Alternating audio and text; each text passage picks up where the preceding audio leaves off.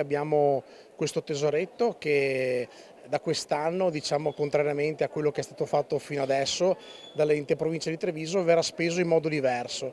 Verrà speso per aiutare le piccole realtà, le piccole associazioni, diciamo, senza scopo di lucro del territorio. Non un unico evento, ma un bando destinato alle associazioni culturali del territorio per sostenerle concretamente nella promozione di iniziative e spettacoli di qualità.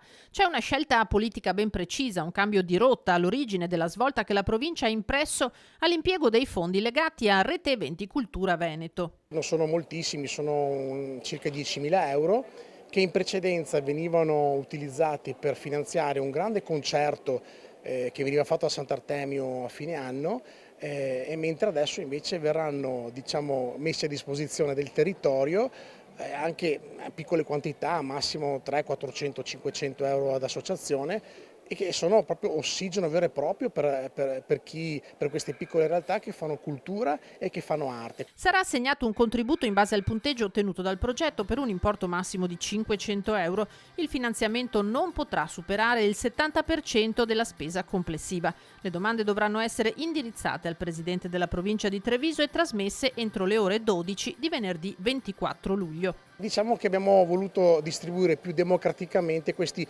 pochi soldi ma buoni a disposizione della provincia. Voi sapete che le province dopo la riforma del Rio hanno pochissime risorse, quindi abbiamo deciso di aiutare e, diciamo, darle al territorio anziché in un unico evento. Questa è una scelta importante, una scelta fatta con testa, con responsabilità e di cui, insomma, ne andiamo fieri. Ecco. Si immagina una Proloco che con questi soldi si paga le spese magari non so, dello sport rifiuti piuttosto che una bolletta. Ecco, sono ossigeno. Io penso che anche 100 euro possono essere per una piccola realtà importantissime.